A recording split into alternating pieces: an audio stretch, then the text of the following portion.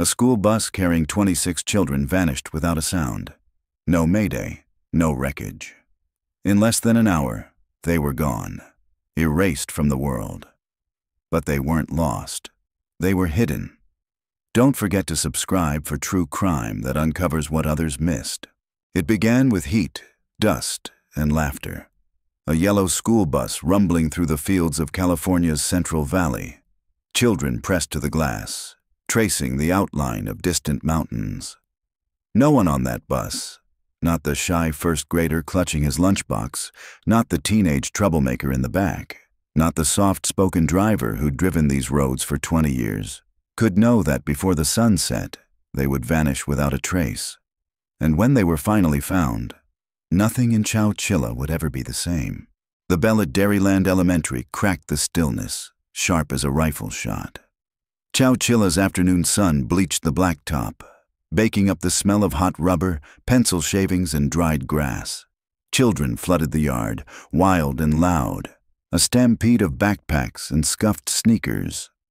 Ed Ray leaned against the wheel of his battered yellow bus, cap low over his eyes, waiting for the familiar faces.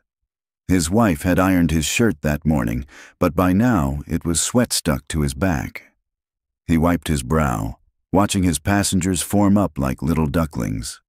Mike Marshall, 13 and tall for his age, strode up first, holding his little sister Mary's hand. Mike's jaw was set, eyes narrowed, already squinting at the world the way grown men do. "Hey, Mr. Ray," he called, trying to sound braver than he felt. "Afternoon, Mike. Got your sister too, I see." Ed smiled, warm but tired. Mary clung tight to Mike, her lunchbox rattling. "Can I sit by the window?" she whispered, voice small. "Of course, sweetheart," Ed said, waving her on. "Same as always." Behind them, Jeff Brown, a wiry, anxious kid with nervous hands, bickered with Angela Gonsalves over who got the back seat. Angela, sharp-tongued and stubborn, jabbed him with her elbow. "Move it, Brown. Ladies first." Ed chuckled as he called roll, barely glancing at his clipboard. He knew every kid by heart, who needed a nudge to hurry, who might cry if their friend ignored them, who liked to count cows through the windows. The smallest, Lisa Harlow, hesitated on the bottom step, scanning for a bully she feared. "Up you go, Lisa. Sit near me if you want." Ed's voice was gentle. Lisa gave him a quick, grateful nod and hurried to the front row. 26 kids, same as yesterday. Same as every day. Ed shut the folding door, exhaled slow. He craved this routine, the clatter of seats, the click of the gear shift, the surety that nothing bad ever happened in a place like Chowchilla. The bus rumbled down Avenue 21, past endless rows of almond and cotton. Children's voices rose in a patchwork of laughter, dares, and half-told secrets. Mike was showing Mary how to fold a perfect paper airplane when Ed spotted something ahead. A blue van, canted across the road shoulder at a strange angle. A thread of unease knotted in his gut. "Hold on," Ed muttered, tapping the brakes. "That's not supposed to be there." Angela noticed too. She peered out the window, nose pressed to the glass. "Is that guy wearing a mask?" she blurted. Ed squinted. The man's face was hidden beneath a stocking cap. Another figure stepped from behind the van, bigger, clutching something heavy. Sunlight flashed on metal, a shotgun. "Everybody stay in your seats," Ed barked, voice suddenly hard. Kids froze. The noise snuffed out like a candle. Mike's hand found Mary's. Jeff ducked down, whimpering. The first man strode into the road, mask distorting his voice. "Open the door!" he shouted, banging the glass with the butt of his gun. Ed's heart hammered in his chest. For a split second, he thought of running, of gunning the engine, but then he glanced in the mirror, saw Lisa's round eyes, wide as quarters, saw little Timmy trembling. He reached for the lever. The door hissed open. 2 men climbed aboard. The taller one, nervous eyes, sweat streaking the mask, brandished his shotgun. The shorter kept his hand in his pocket, fiddling with something. "Nobody move! Nobody scream!" the tall one snarled. Voice cracking. Angela's mouth hung open, breath caught in her throat. Jeff clamped both hands over his ears. A sob welled up from the back row. The men moved fast. One herded Ed to the rear. The other swept the aisle, gun leveled. "Get up, out, now!" Ed tried to catch Mike's gaze, to pass him some adult reassurance. But Mike was staring at the gun, shaking. One by one, the kids were forced from their seats. Mary's fingers slipped from Mike's. Lisa clung to Ed's sleeve, crying soundlessly. Outside, a third man waited by the van, revolver gleaming at his hip. "Hurry up," he barked. The almond fields, endless and sun-baked, suddenly felt like prison walls. Angela tried to argue. "Where are you taking us? Our parents—" The tall man shoved her forward, muttering, "Shut up and move." Ed stumbled out last, trying to shield the smallest with his body. He counted. 1, 2, 3. 26. They were lined up, trembling, forced into the back of the van, darkness swallowing them whole. As the last child climbed in, Ed looked back at his empty bus, engine idling, the smell of gasoline thick in the air, sunlight pooling on empty seats. It would be hours before anyone in Chowchilla realized the nightmare had begun. The doors slammed shut. Inside, the van was hotter, darker than any closet. Children huddled together, Angela with a scraped knee, Jeff hiccuping tears, Lisa pressed against Ed's arm, still clutching her lunchbox as if it could keep her safe. Ed's mind raced. Stay calm. Keep them together. Survive. Outside, the bus ticked in the heat, abandoned. On the horizon, thunderheads gathered over the mountains, and the world spun on, oblivious. The doors of the van slammed shut with a hollow boom that seemed to steal the breath from the world. Inside, 26 children and Ed Ray were sealed into a rolling, windowless tomb. The heat hit first. Thick, stifling, carrying the sour tang of old sweat and something like fear. For a moment, nobody moved. The darkness was so complete, it felt alive. A child whimpered. Someone else gasped for breath. Ed Ray pressed his palm to the metal floor, steadying himself, listening for any hint of what was to come. A gun barrel jabbed his shoulder. "Down! Face the floor!" Ed obeyed, gritting his teeth. He heard Mike whisper to Mary, "Stay with me. Don't let go." Mary's small hand slipped into his, trembling. Angela, pressed to the far wall, clenched her fists until her knuckles blanched. The van rumbled to life, lurching forward with a squeal of tires. The noise inside was a chorus of stifled sobs, ragged breathing, the slap of someone's backpack shifting in the dark. Jeff's voice broke through, high and thin. "Where are they taking us? Shut up!" snapped one of the masked men from the front. A silence descended, heavier than before. Minutes passed, maybe hours. Time twisted in the dark. Sweat trickled down Ed's spine. He forced himself to take shallow breaths, to stay alert. He counted, 1, 2, 3, 26. He whispered names in his mind, trying to keep them all together, even if just in memory. Lisa, wedged between Angela and the steel wall, began to cry quietly. Angela, swallowing her own fear, reached over and squeezed her hand. "It's going to be okay, Lisa. They're not going to hurt us. They just want money or something." But her voice wavered. The van jerked to a stop. Everyone froze. A metallic clang. Footsteps outside, shouting, muffled through the walls. The rear doors yanked open, flooding the van with harsh white light. The children squinted, blinking, eyes red and swollen. The air outside smelled of dry grass and exhaust. "Out!" barked a new man, broader than the others, face hidden behind a bandana. He pointed his gun at Ed first. "You, get up! Help the little ones!" Ed crawled forward, hauling Lisa to her feet, then Mary, then Jeff, guiding them into the blinding light. They blinked and stumbled, disoriented. Angela glanced around, searching for landmarks, almond trees, distant barns, anything familiar. There was nothing but open field and the shape of a second vehicle, a box truck, long and low, painted dull white.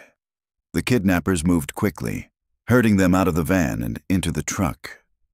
The children resisted, but fear made them pliable. Mike tried to plant his feet, whispering to Mary, "Stay behind me, no matter what." A masked man grabbed him by the collar, shoving him forward. "Move!" Inside the truck, the heat was worse, the air heavier. The door clanged shut. They were plunged back into darkness, thicker, deeper than before. The smell was different here. Diesel, hay, metal, and terror. Someone started sobbing, maybe Lisa, maybe Jeff. The sound echoed. Angela found her voice, thin and sharp. "Why are you doing this?" she called to the darkness. No answer, just the hum of the engine and the scraping of feet as children huddled closer together. Mike put his arm around Mary. "We're going to be okay," he said, voice trembling but steady. "We'll figure this out. They can't keep us forever." Ed felt his way to the back, his knees finding the edge of a cardboard box. He knocked softly, 2 short raps. "It's Ed. Is everyone here?" One by one, the older kids answered. Angela, Jeff, the twins, Emily and Grace. The roll call, whispered in the dark, felt like a ritual, proof they were still alive, still together. The truck started to move. They couldn't see out, couldn't even guess the direction. The floor vibrated beneath them, shaking with every bump in the road. Lisa pressed her hands to her ears. "I want to go home," she whispered, rocking back and forth. Mary buried her face in Mike's shoulder, breathing fast and shallow. Jeff lay flat on his back, counting cracks in the plywood above, trying to pretend he was anywhere but here. Angela crawled toward the wall, fingers probing for a crack, a seam, any way out. She found nothing. The drive went on forever. At times, the truck stopped and started again, as if changing course or waiting for something. Each pause brought a spike of hope, then a deeper drop into despair. After what felt like a lifetime, the truck ground to a final stop. Silence. The children listened, straining for any clue. Ed put his hand on Mike's shoulder. "Stay calm. No matter what happens, we stay together." A key turned. The door screeched open. Flashlights stabbed the dark, dazzling their eyes. The kidnappers climbed in, faces monstrous in the glare. "You, old man! Help us move them!" one snapped, dragging Ed forward. The children cowered as the men tossed boxes aside, clearing a path to a trap door in the truck's floor. The air shifted, heavy with dread. "We're going down there?" Lisa whispered, voice almost gone. Angela pulled her close. "Not alone. We go together." The kidnappers forced the children to descend, one by one, into the pitch-black hole beneath the truck. A rickety ladder led down, and the stench of earth and rot rose up to meet them. Mike hesitated at the top, fear finally showing in his eyes. He looked at Ed. "Will you come?" Ed nodded. "I'm right behind you, son." As Mike climbed down, the air grew colder, thicker, pressing against his chest. The ladder rattled under his weight. Mary followed, crying softly. When the last child disappeared into the black, Ed started down, feeling the weight of all 26 lives on his shoulders. Above them, the kidnappers slammed the trap door. The clang echoed like a death knell. Darkness swallowed them whole. The darkness was complete, so thick it was like a living thing, pressed close against every child's skin. The air felt colder down here, but thicker too, heavy with the breath and fear of dozens.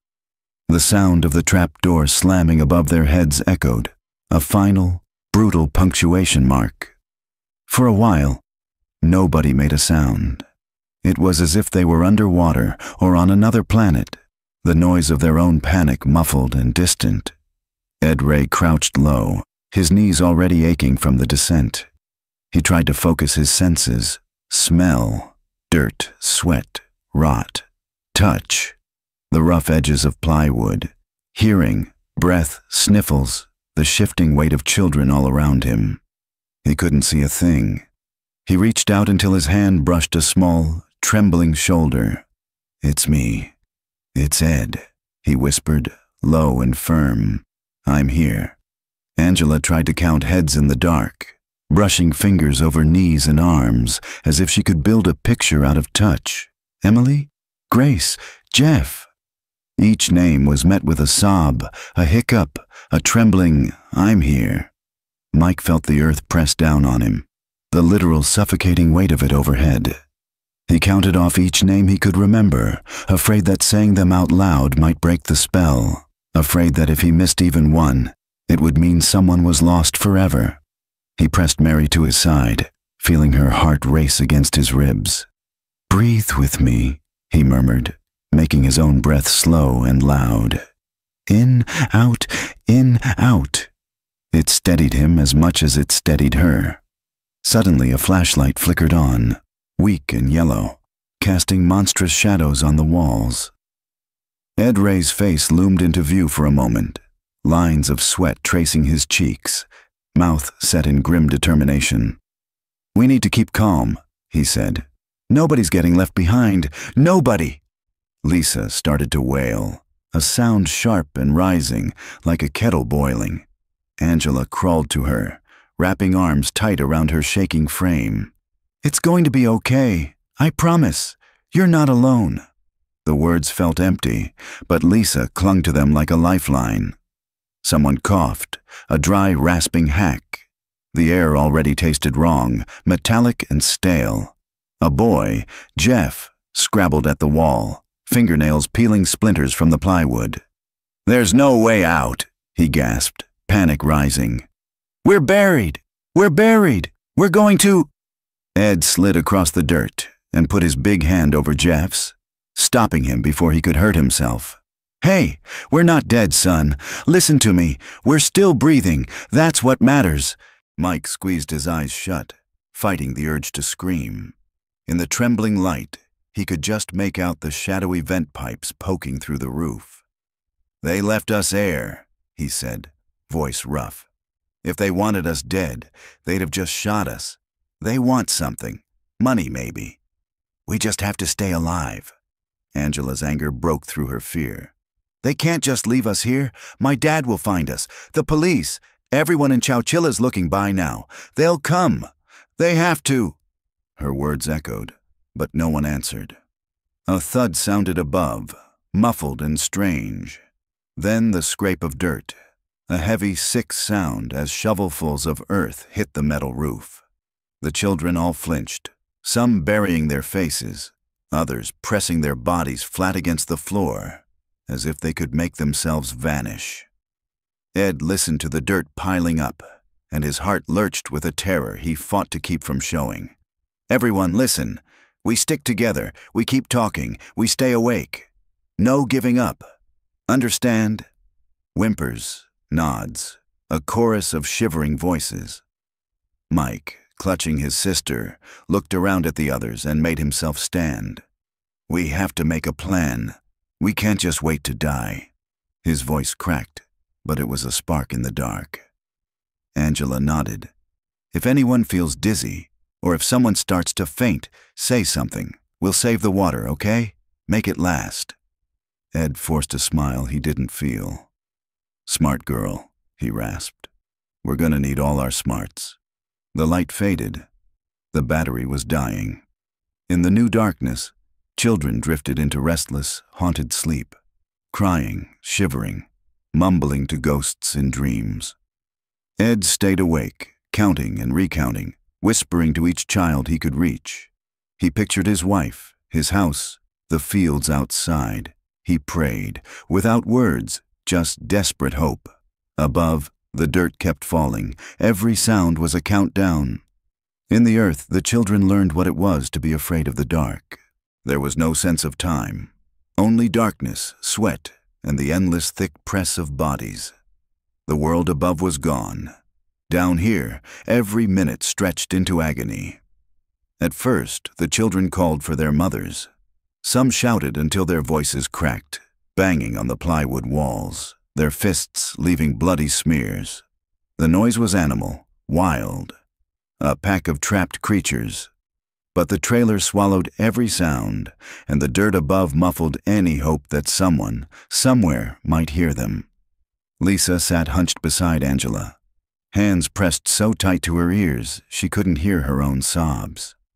Angela stroked her hair and tried to breathe slow, deep breaths. "It's just a bad dream," Angela whispered over and over. "It's just a bad dream." But she didn't believe it.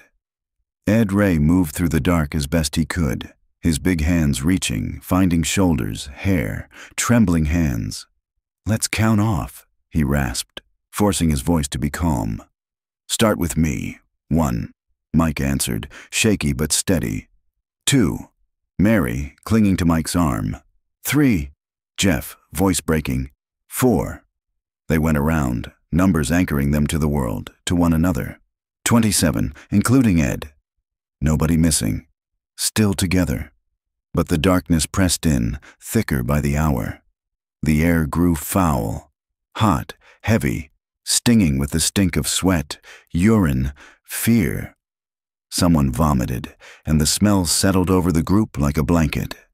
The youngest wet themselves, crying in shame, too weak to care about anything but the terror inside their bodies. A boy named Travis started to babble about monsters in the walls, scraping his fingernails against the wood until they bled. "They're coming for us," he muttered. "We're never getting out." Angela slapped him, hard, the sound loud in the silence. "Stop it! Just stop!" Travis burst into tears. Lisa hugged him, both of them shaking. Ed fought back his own panic. His throat felt raw, his lungs heavy. He pressed his ear to the roof, listening. Above, the scraping and shoveling had stopped. He imagined the men walking away, the dirt settling, the sun moving across the sky. He wondered if it was day or night. He wondered if he'd ever see the sky again. Mike tried to keep busy, organizing the older kids. "We have to save water, no more than a sip every hour." He passed around the bottle, warm, plastic, metallic tasting. The crackers, stale and dry, choked the youngest. But hunger was nothing compared to thirst, and nothing compared to the fear that gnawed at all of them. Ed checked the pipes, 2 narrow vents sticking up through the dirt above.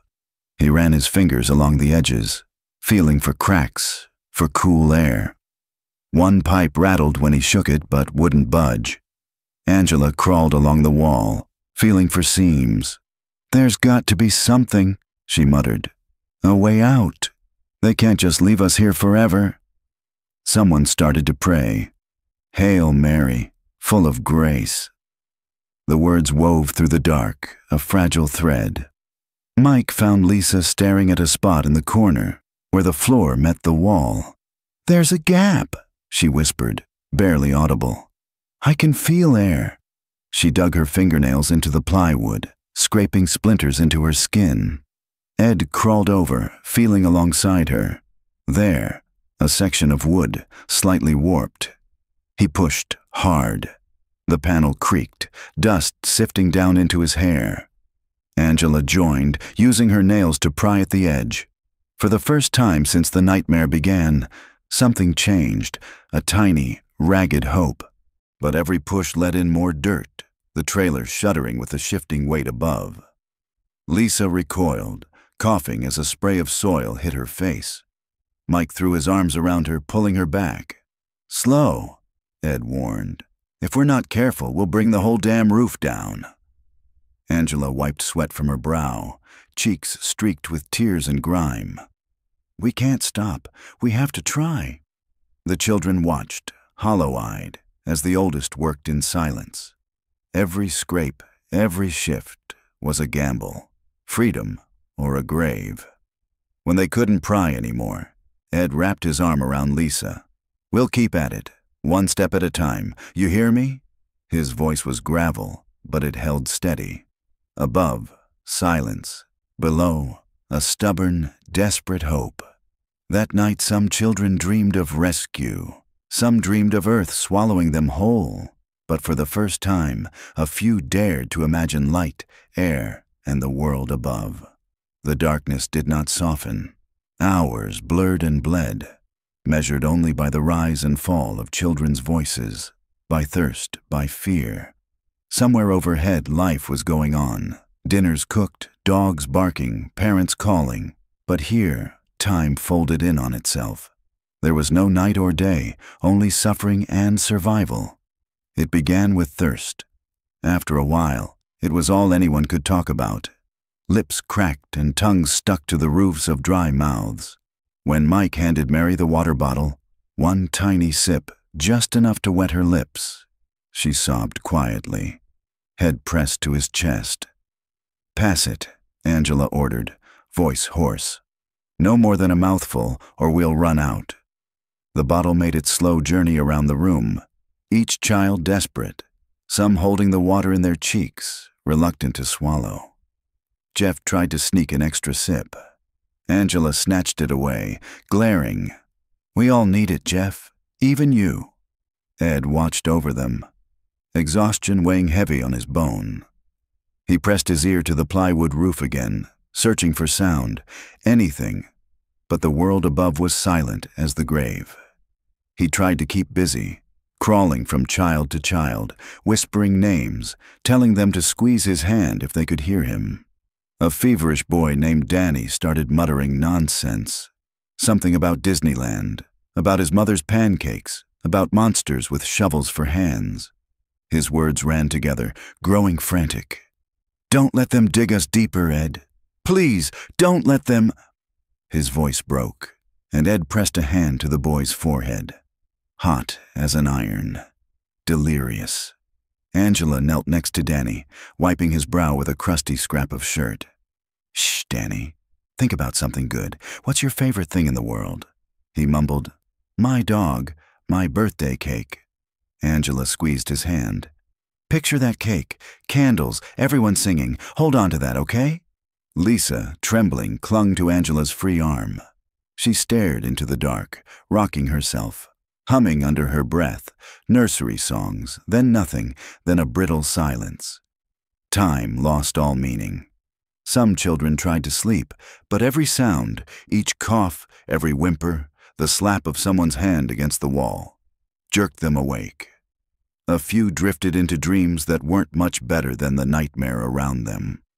One girl awoke screaming, convinced her legs were buried, that she was turning to dirt. Angela snapped at her. "You're here. You're alive. Breathe." The older children, Mike, Angela, Emily, did what they could. They made up stories, told jokes, sang quiet, shaky songs. "I spy with my little eye." Mike started, and for a moment, it was almost normal. Emily made the younger ones guess the color of hope, of home, of sky. Ed sat at the back, knees drawn up, eyes burning. He thought about his wife, about the promise he'd made to bring every child home. He tried to count off their names, but his mind was thick with fog. "Hang on," he whispered to himself. "Just a little longer." Sometimes something shifted above, a faint, distant thump. Was it help? Was it the kidnappers or the police? Hope rose, cruel and sharp, then faded into silence. Hours, maybe days, passed like this. They rationed food, crumbs of crackers pressed into hungry mouths. They whispered prayers, made pacts. "We stick together," Mike said, "or none of us gets out." At one point, Angela tried the plywood panel again. She scraped her fingernails raw, but it wouldn't move. Lisa pressed her ear to the crack, breathing in the faintest trace of cooler air. "It's still there," she said, a ghost of hope. "It's still there." In the end, it wasn't courage or cleverness that kept them alive. It was the small things. A hand held tight in the dark, the sharing of a last sip of water, the promise that none of them would be left behind. Ed's voice, raspy, almost gone, was the last thing many children heard before drifting off. "I'm here. You're not alone. We'll see the sun again. I swear it." And so they waited and survived, hour by hour, breath by breath, beneath a world that had no idea they were still alive. The moon was gone, swallowed by clouds. Out in the gravel pit, the world was little more than shadows and headlights, and the raw scrape of shovels against earth. Frederick Woods's hands shook as he shoveled dirt, sweat beading under his mask. The other two men, James and Richard Schoenfeld, brothers since birth, partners since bad decisions started to pile up, worked beside him, their silence punctured only by labored breath.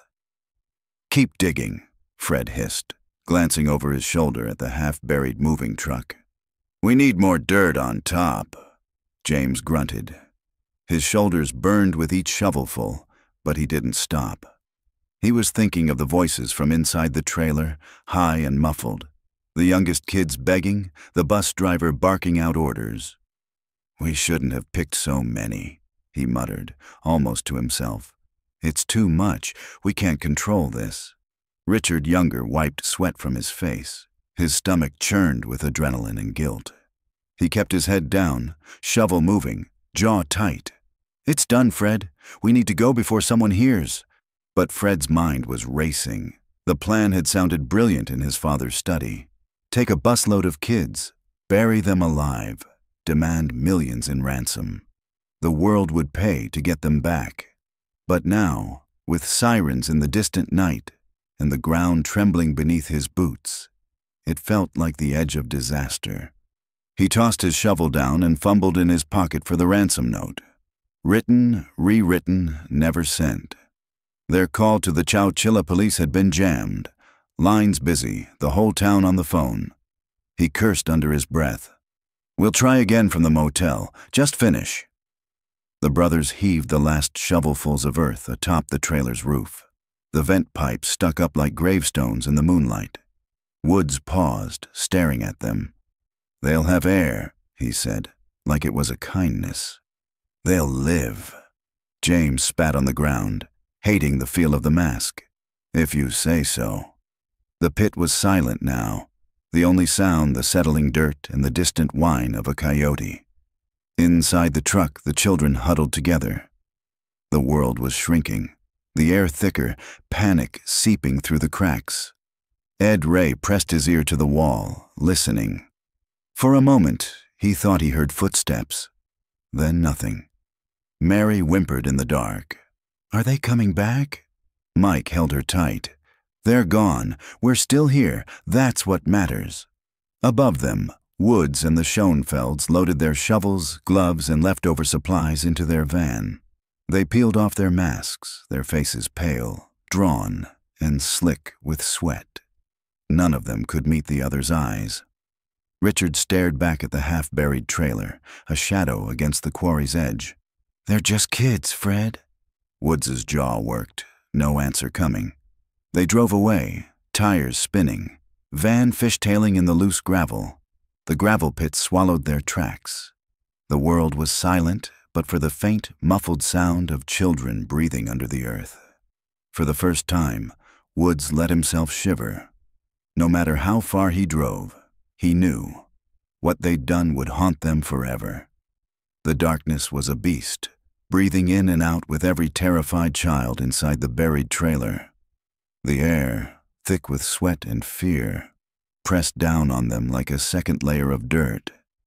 The youngest had given up screaming, their voices gone to hoarse whispers. The older kids stared wide-eyed into the black, minds grinding through every nightmare story they'd ever heard. But Mike Marshall wasn't ready to give up. He pressed his palms to the plywood wall, feeling for anything, movement, a shift, even the tiniest draft. "There has to be a way," he muttered. His arms ached, but the sting of splinters in his fingers was nothing compared to the ache in his chest. Ed Ray was watching, propped up against the vent pipe, his face pale and lined, every breath a struggle. He nodded to Mike, voice sandpaper rough. "If you find anything, tell me." We do it together. Angela, determined, crawled over. "I want to help. I'm not just going to sit here and wait." They began to search, inch by inch, their hands crawling over wood, metal, and each other's knees. Lisa, eyes swollen, clung to Angela's side, but reached her own trembling hand out. The group needed a purpose. Desperation was a kind of fuel. "Here," Mike hissed, his breath catching. He'd found the place where Lisa had felt the draft before, a seam in the back corner, where the plywood sagged and flexed beneath his touch. Angela pressed her ear to the wood. She felt the tiniest tickle of air, cool and miraculous. "It's real," she whispered, hope lighting her face. "It's real." The older kids gathered what little they had. Food crates, dirty mattresses, anything to stack and press against the wall for leverage. Mike wedged his shoulder into the seam, pushing with every ounce of his wiry strength. The panel shifted, not much, but enough to let in a spatter of gritty dirt. "We have to be careful," Ed warned, the leader's edge in his voice. "Too much and the roof comes down on us." But caution was almost impossible. Hope had made them frantic. Angela dug with her nails, prying and scraping, wincing as she broke the skin. Lisa helped, her small hands trembling but determined. The others passed back a flashlight, the beam flickering as the battery faded.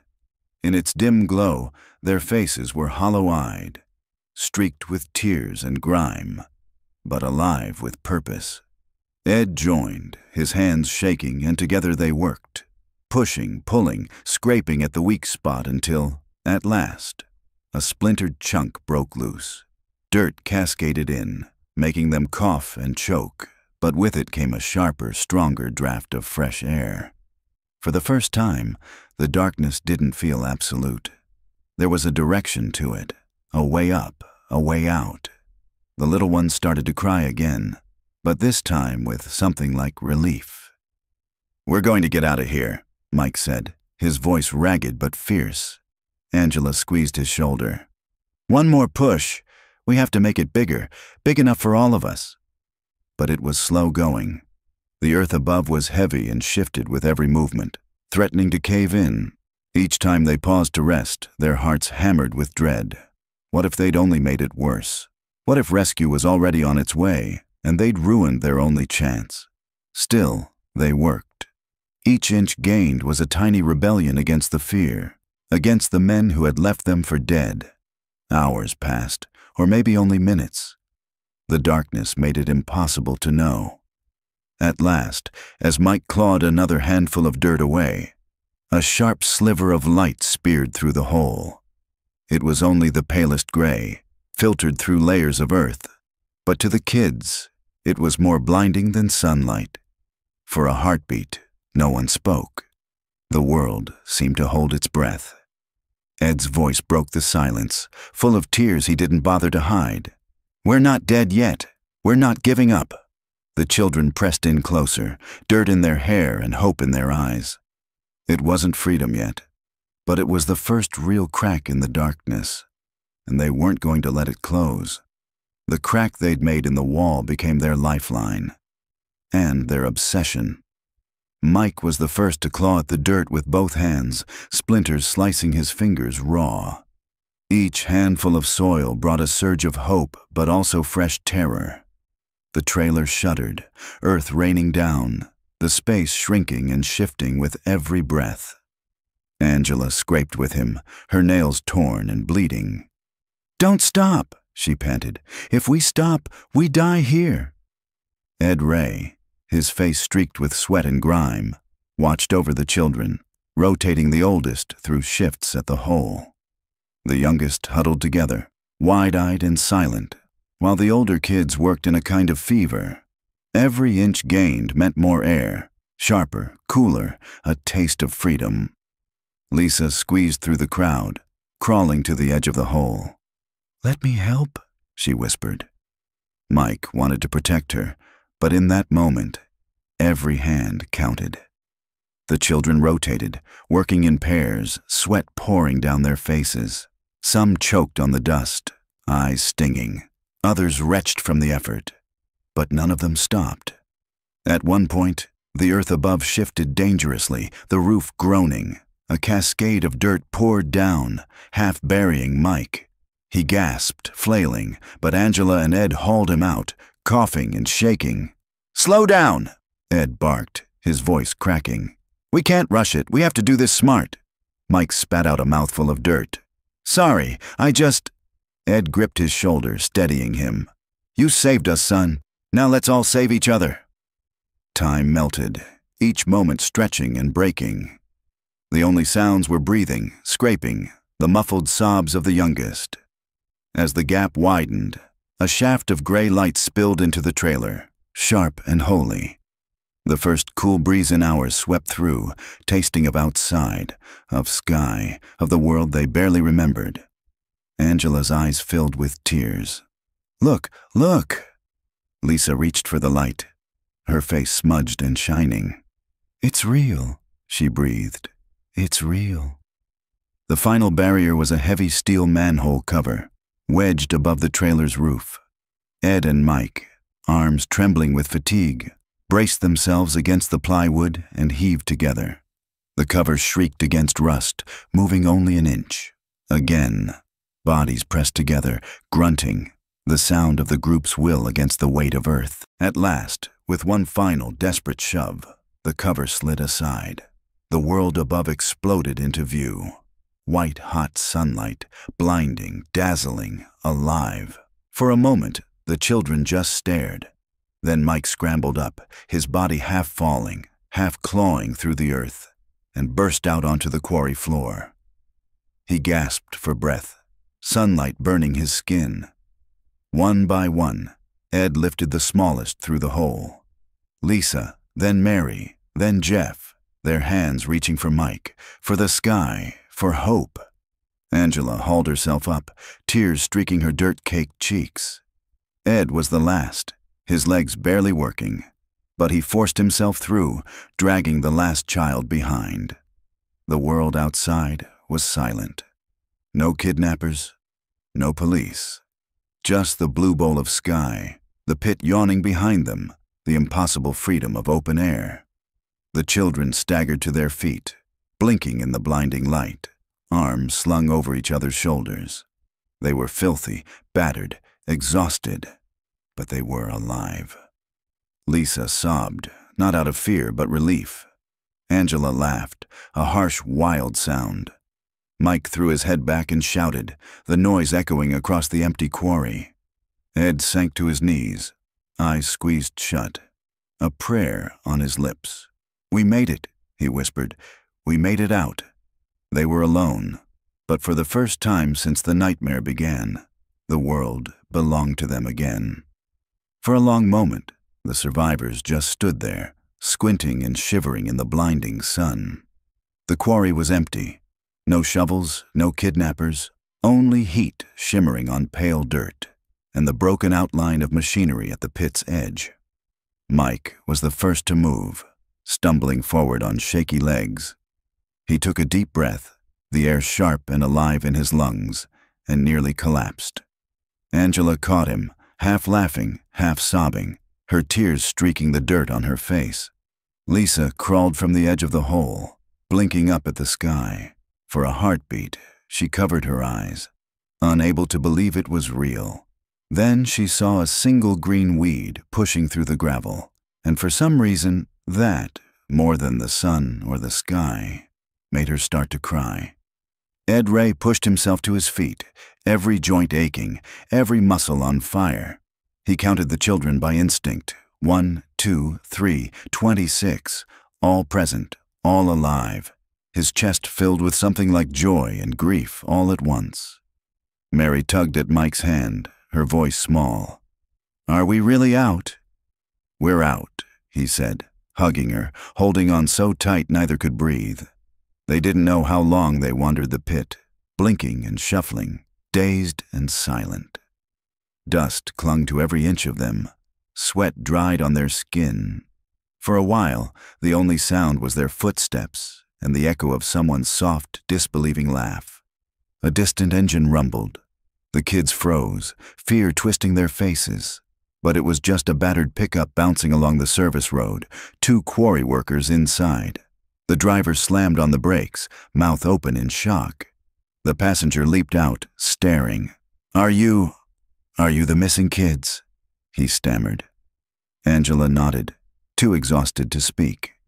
She tried to smile and failed. Within minutes, the air was full of sirens. First a single police cruiser, then a rush of red and blue lights, then the shriek of ambulance brakes. Paramedics ran toward them, medical kits clattering. Voices blurred, orders were shouted, and the children were herded into the back of ambulances, blankets thrown over their shoulders. Someone pressed a water bottle into Ed's hand. He tried to drink, but his hands wouldn't stop shaking. Mike and Mary clung to each other, silent and stunned. Lisa sat beside Angela in the ambulance, a paramedic shining a flashlight into their eyes. "How many?" the woman asked, clipboard ready. 26, Angela croaked. "And Ed. He saved us." The news traveled faster than any police radio. By the time the convoy of ambulances rolled through the streets of Chowchilla, the town was already waiting. Parents pressed to barricades, reporters jostling for a glimpse, neighbors waving signs, hands over mouths in prayer. The doors swung open. Mrs. Marshall spotted Mike and screamed his name, crashing through the crowd. She nearly knocked the paramedics aside as she wrapped her arms around him and Mary, weeping uncontrollably. Frank Gonsalves crushed Angela in a bear hug, his own face streaked with tears he'd never admit to in the daylight. Ed Ray was ushered through the chaos, police and doctors shouting questions, camera flashes bursting like fireworks. "I did what I could," he repeated, dazed. "I kept counting, never lost one." Inside the hospital, order slowly returned. IVs, checklists, whispered reassurances. The children were weighed and measured, examined for wounds, for shock, for dehydration and sunburn. Some flinched at the sound of carts in the hallway. Others just stared at the ceiling, wide-eyed, unwilling to believe the nightmare was finally over.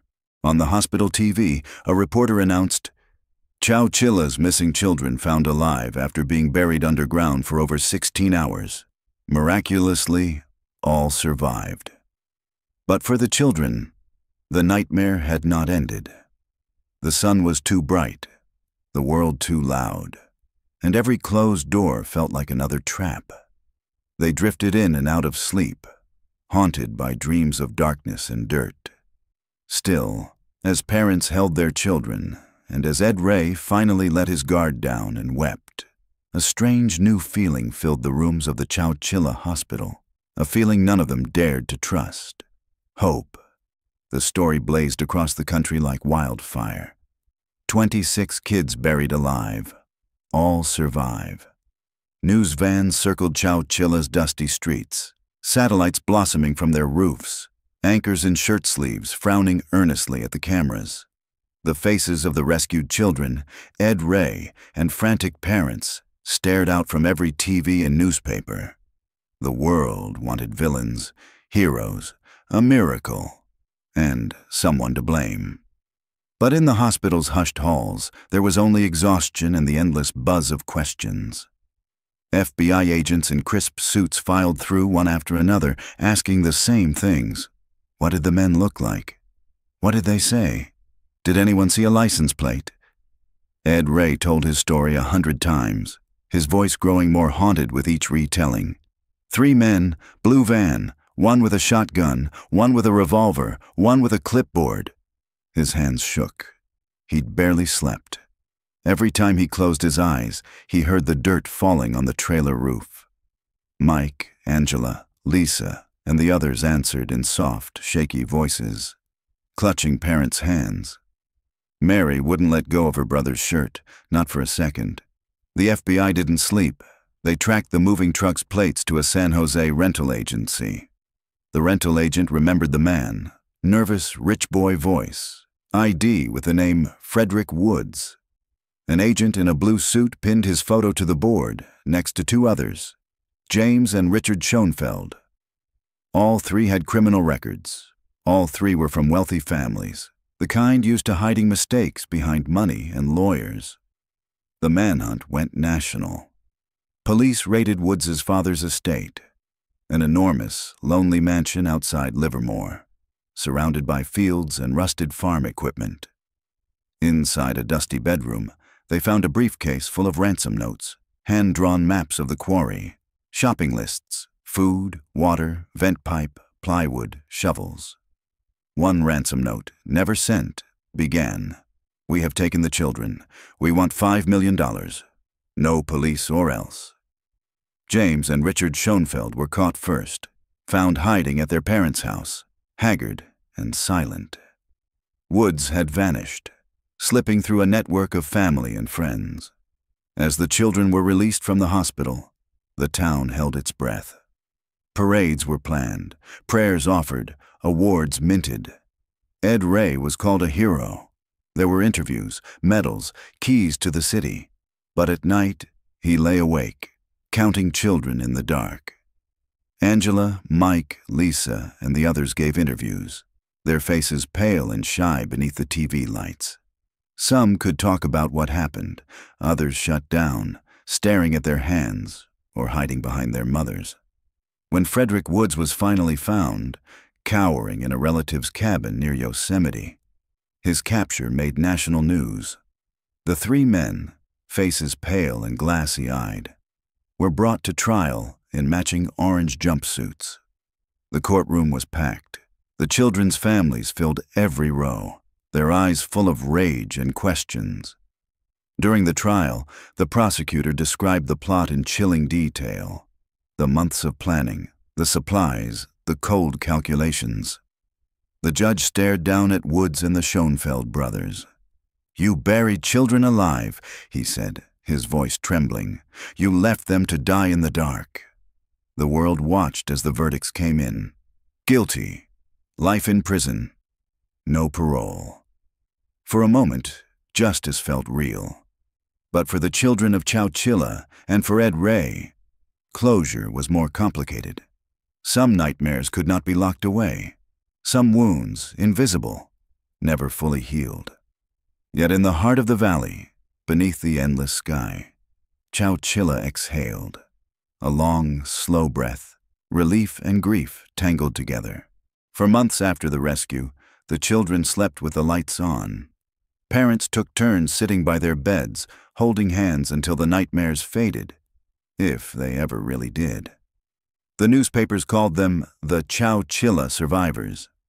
They got parades, keys to the city, medals pressed into trembling palms. Cameras captured forced smiles, but nothing could erase the shadows under their eyes.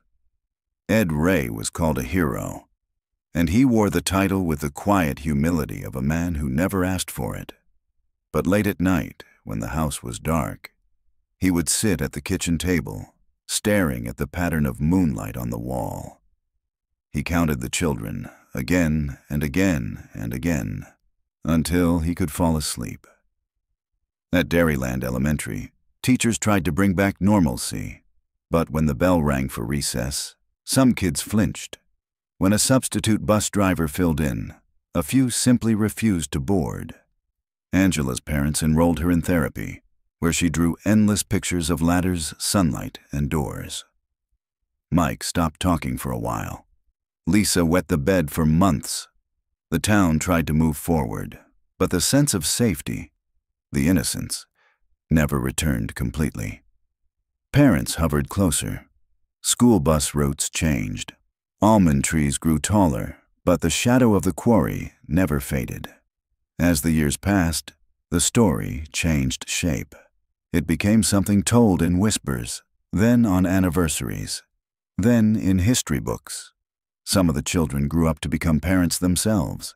Some moved far away, changing their names, cutting ties with the town that had both broken and saved them.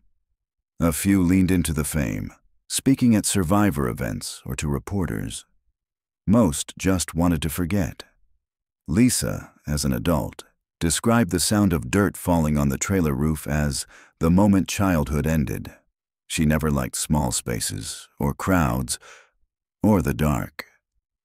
Angela went to college out of state, returned home to take care of her parents, and, sometimes, on bad nights, called the other survivors just to hear a familiar voice.